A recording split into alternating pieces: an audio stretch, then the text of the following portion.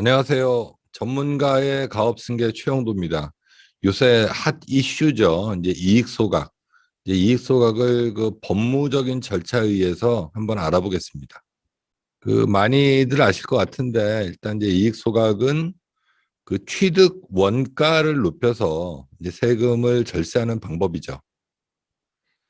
일단 제가 한번 예를 들어보겠습니다. 일단 그 주식수가 이제 만주이고 또 주당 가격이 이제 시가죠. 시가가 이제 10,000원일 경우. 근데 이 주식을 처음 취득했을 때는 이제 1,000원이었다.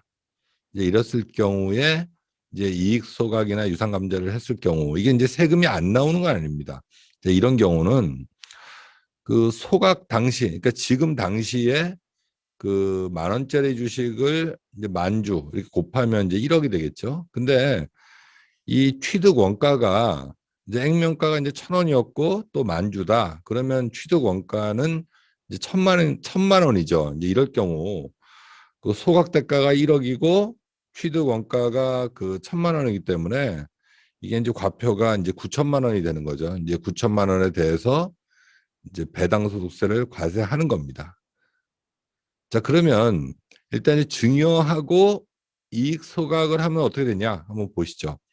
자, 증여를 했을 경우 이제 배우자한테 증여를 했다. 그러면 우리가 그 지금 이제 1억을 증여한 거 아닙니까? 지금 시가대로 만주를. 그러면 이제 배우자끼리는 10년간 이제 6억까지 공제를 받으니까 증여세는 안 나오는 거죠. 자, 그리고 그 소각했을 때 그러니까 소각했을 때 이제 10,000원짜리 주식 이제 만주 그러면 1억이죠. 근데 이제 취득 원가 배우자 입장에서는 취득 원가가 이게 10,000원입니다. 증여했기 때문에 그러면 또 만주해서 또 이것도 이제 1억입니다. 그래서 소각했을 때 차익이 하나도 없기 때문에 이제 과세를 못 하는 겁니다.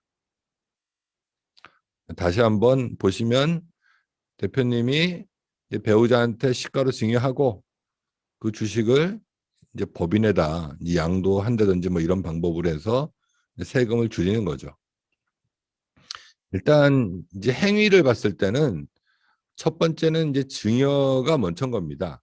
이제 증여라는 거는 그 우리가 그 상장사 같은 경우는 이제 주식 가치가 항상 나와 있지만 우리 그 비상장사 비상장사 같은 경우는 그 상증세법상 그 보충적 평가 방법으로 이제 평가를 하게 돼 있죠. 물론 그 매매 사례가가 있으면 이제 그걸로 평가하면 되겠지만 어떻든 간에 요 그 주식 가치에 대해서는 일단 그건 좀 그거는 좀 염두에 두시고 보셔야 되는 겁니다. 그래서 통상 저희가 이제 중소기업 같은 경우는 이제 보충적 평가 방법으로 주식을 평가하죠.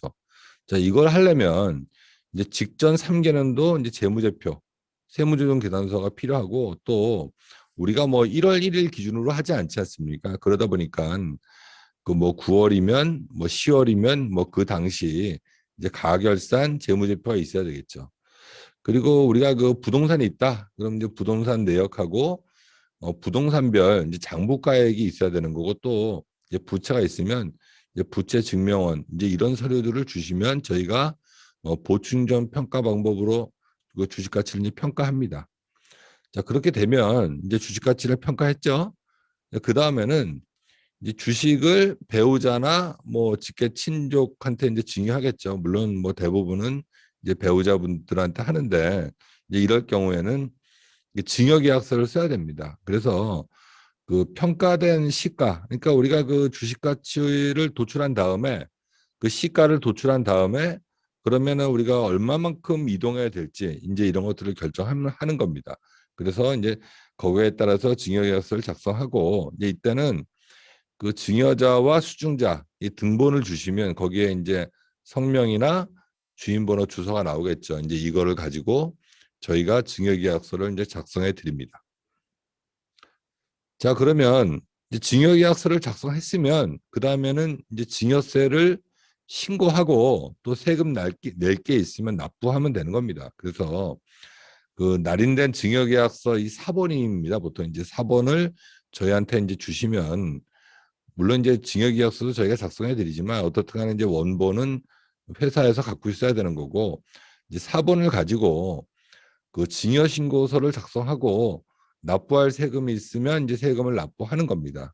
자, 그렇게 되면 이제 날인된 징역계약서 4번하고 이제 가족관계 증명서. 사실은 그 공무원들이 가족관계 증명서는 다 뗄 수 있지만 우리가 이제 편을 위해서 이것도 첨부해서 같이 이제 징역세 신고를 합니다. 이제 가족관계 증명서를 통해서 두 분이 이제 배우자라는 게 이제 입증이 되는 거죠. 그러면 우리가 이제 신고 납부 기한은 어떻게 되냐?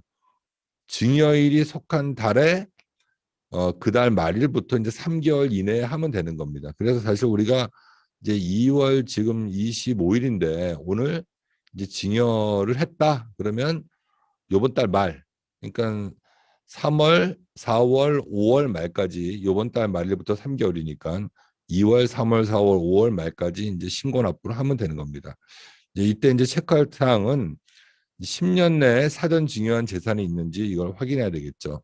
물론 이제 홈택스 가서 한번 저희가 띄워보는데 이제 이것도 중요하지만 사실 10년 내에 증여로 볼 수 있는 행위를 했나 이제 이것도 좀 염두에 둬야 되겠죠. 그리고 또 우리 그 주주 또 임원 간의 이제 관계 뭐 이런 것도 고려해야 되고 또 이제 어떻든 간에 이제 대표님 지분이 주는 거니까 이 지분 변화에 대한 문제가 있는지 없는지 이것도 이제 체크해 봐야 되겠죠.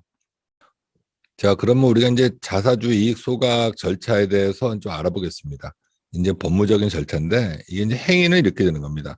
우리가 일단 이사회에서 그 임시 주주총회에 대한 소집 뭐 이거를 결의하죠. 그리고 또 이 결의가 되면 그 임시 주주총회 이제 소집 통지서를 이제 발송합니다. 물론 이거는 뭐 기간 단축 동의서를 위해서 요걸 같은 날 할 수도 있지만 어떻든 간에 그 절차는 이런 겁니다. 그 임시 주주총회 소집 통지서를 발송하고 그러면 이제 임시 주주총회가 이제 열리겠죠. 안건은 자사주 취득에 대해서 이걸 이 안건으로 이제 우리가 그 주주총회에서 이제 결의를 합니다. 그리고 그러면 우리가 그 이게 이제 주주총회에서 이제 결정이 되면 이사회를 다시 열어서 자사주 취득에 대한 세부적인 사항을 결정합니다. 뭐 몇 주를 할 건지 또 누구누구 할 건지 이런 거에 대해서 각 주주들한테 자사주 매입 통지서를 이제 발송하죠.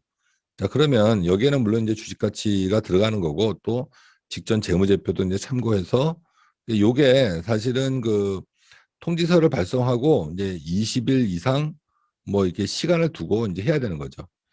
자, 그렇게 되면 우리가 그 소집 통지서를 발부받은 그 주주, 그러니까 이제 아무래도 뭐 다른 분들보다는 이제 그 주식을 증여받아서 그, 그 주식 가치, 그러니까 자기의 그 취득 원가가 높은 이제 배우자분 자사주를 나는 팔겠다 이렇게 이제 동의를 하고 그 수령하고 이제 확인 뭐 이렇게 받은 다음에 이걸 가지고 그 주식 양도 신청을 하는 겁니다. 이거는 이제 그 배우자분이 하겠죠. 그렇게 되면 이제 법인과 배우자인 주주 간의 주식 매매 계약이 이제 성립되는 거고 또 이 매매 계약을 통해서 이제 완료가 되는 겁니다.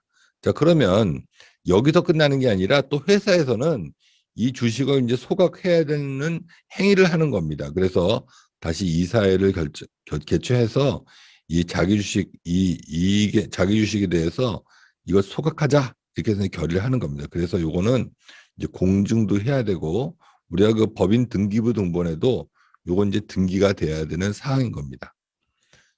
회계 처리는 일단 첫 번째는 자기 주식 취득에 대한 회계 처리는 차변에는 자기 주식, 대변에는 이제 미지급금 이렇게 남겠죠. 그리고 이 이제 대금을 이제 지급할 때 그때는 이제 차변에는 미지급금, 대변에는 이제 뭐 예금 뭐 이런 식으로 되겠죠. 다음에 이제 자기 주식을 소각할 때는 차변에는 미처분 잉여금, 대변에는 자기 주식. 그래서 이제 이익잉여금이 주는 거죠.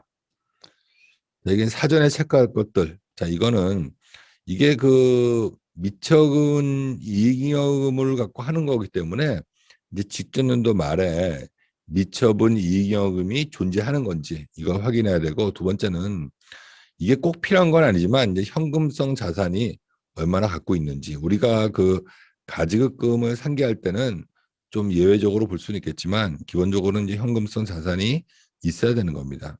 자, 그 다음에는 이제 부채 비율 별 문제가 없는지 그리고 또 이게 한 회기에 해야 됩니다. 왜 그러냐면 처음에 이제 증여를 받고 회기가 넘어간 다음에 자사주 매입을 하면은 이게 이제 차익이 생길 수밖에 없기 때문에 이걸 이제 한 회기 안에 해야 되는 겁니다. 자, 구독과 좋아요를 눌러주시면 영상을 만드는 저한테는 큰 힘이 됩니다. 감사합니다.